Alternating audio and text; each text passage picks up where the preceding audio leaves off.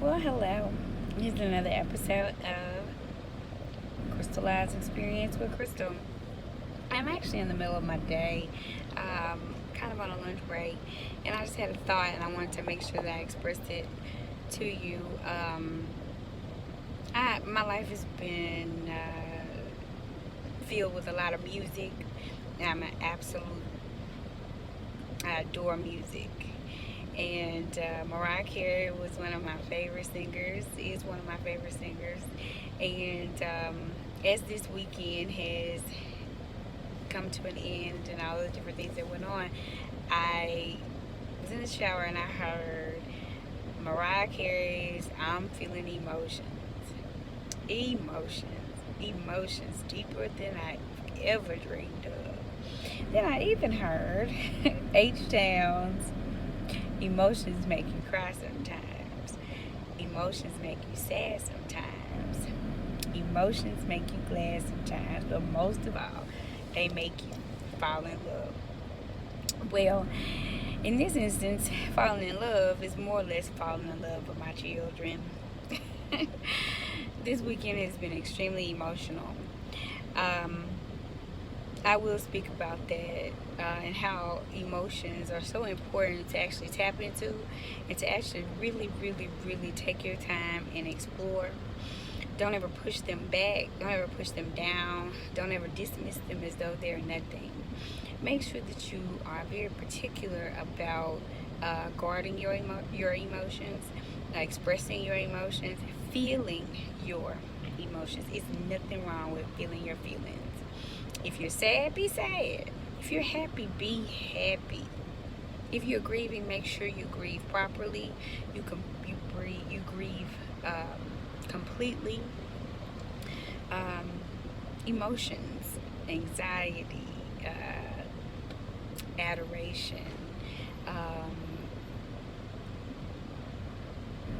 just being able to admire someone. There are multiple different emotions, but just make sure that you're particular about your emotions and you express them properly. Hey, sorry, I was at the bank. Anyway, well, I made it in from work and I wanted to finish my thought, especially while I'm alone before the house turns into a zoo again. Um, Emotions. Being particular about making sure to express your emotions. Don't set them aside. They're very, very, very important. Um, Dropping my son off.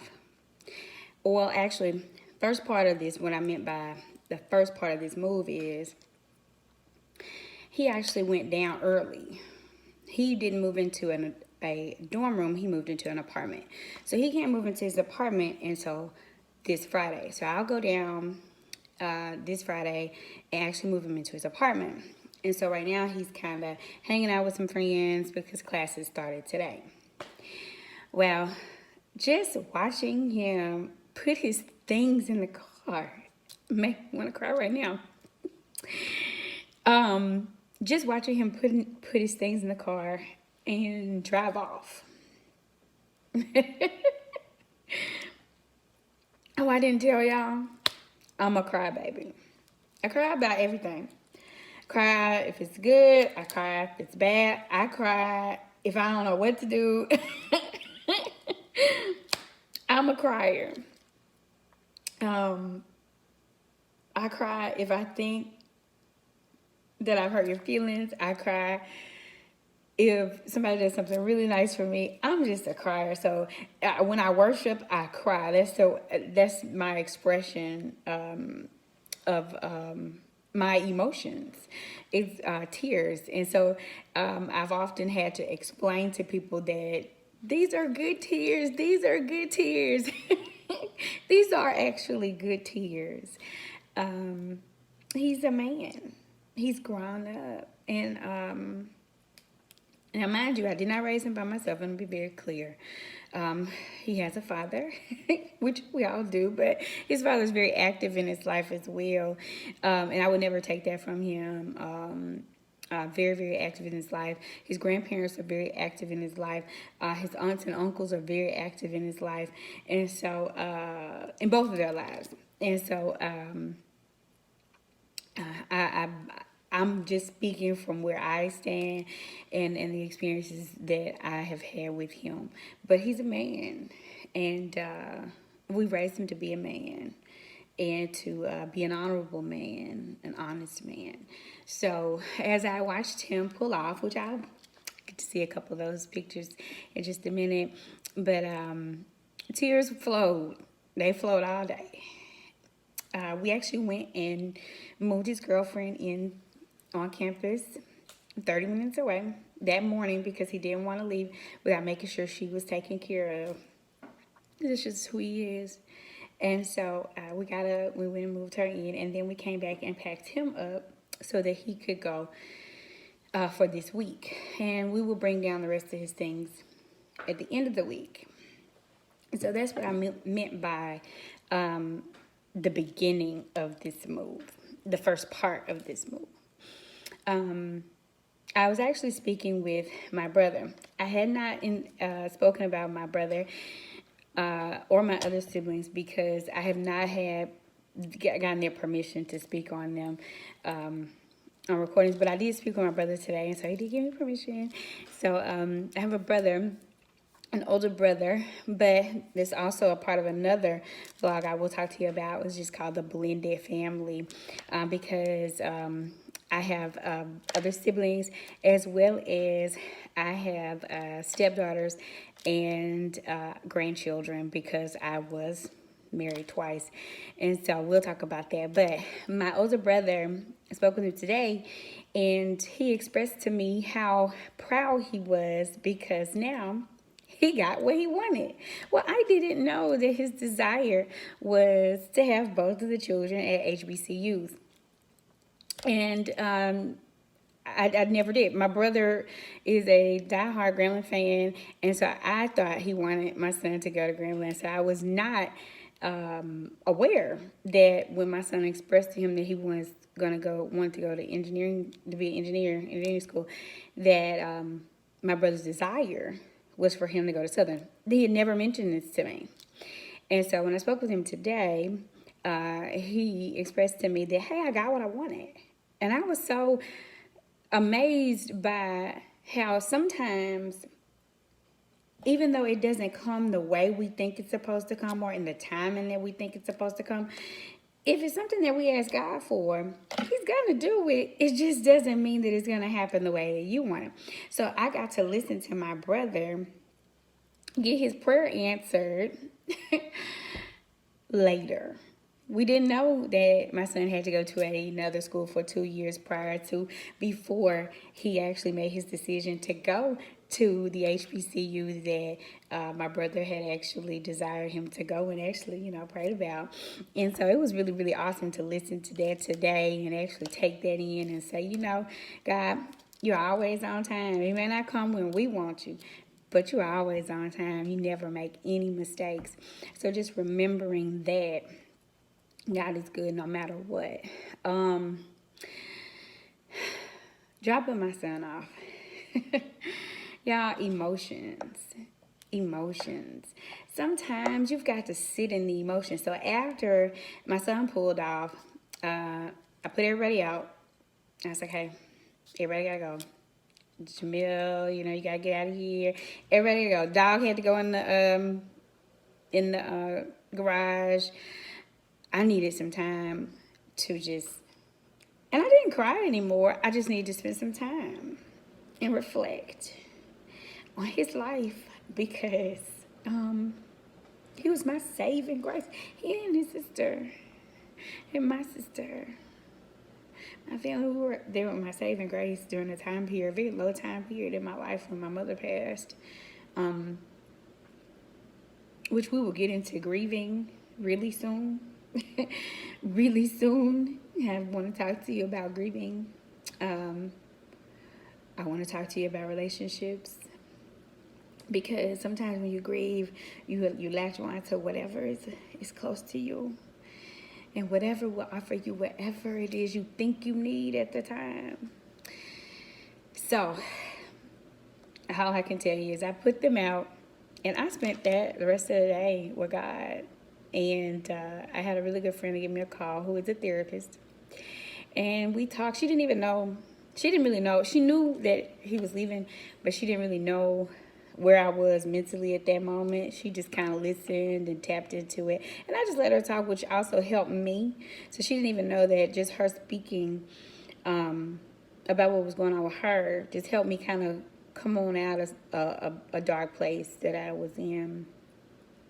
I won't say dark. It was just a little bit lower than I should have been, or that he would even want me to be.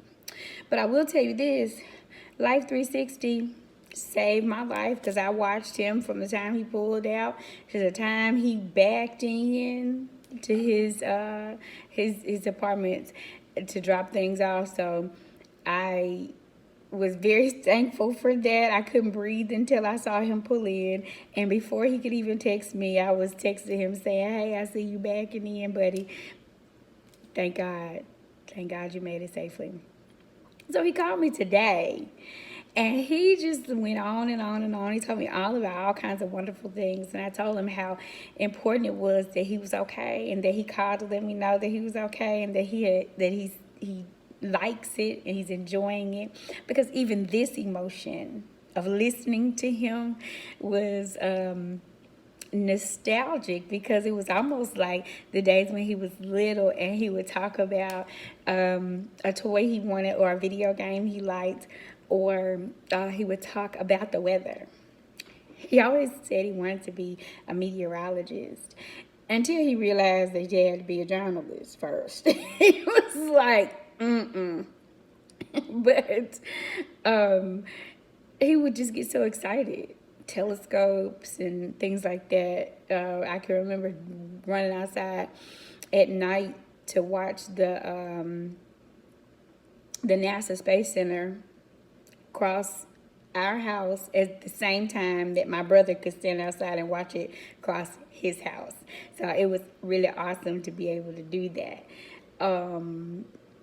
He's just always been like that. He's just been that kid. But as he spoke, I was relieved. I was able to breathe a little bit better today. So the emotions are a little bit higher today. I'm feeling more like myself again, because I know they're okay. I know they're okay. I've spent a lot of time pouring into them, and I've sacrificed a lot of myself so that they could be all that they can be. We'll talk about sacrifice one day when I feel like explaining some of the things I've done. But all mothers have done it, and all mothers do it. And I'm no different than you. You're no different than me, because when you love your children, you go without so that they can have, even down to food. You deal with things that you don't necessarily enjoy. You deal with things that you know you don't even deserve, because you want to make sure that your children are good. So, emotions. Make sure that you are dealing positively, wholeheartedly dealing with your emotions. Don't keep pushing that away. Crying is all right. I'm still cute when I cry. I don't care what y'all say. Crying is okay. Laughing is even better. Deal with those emotions. Don't hold that back. For what? It's too much life out there to live, to sit around trying to figure out what you're feeling. Identify and move on. Emotions. I'm feeling emotions deeper than you ever dream of. Their names are James and Jamil. Who would have known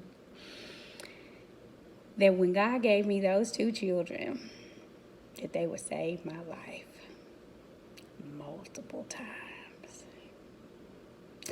Well, next time we're going to get into that grieving thing.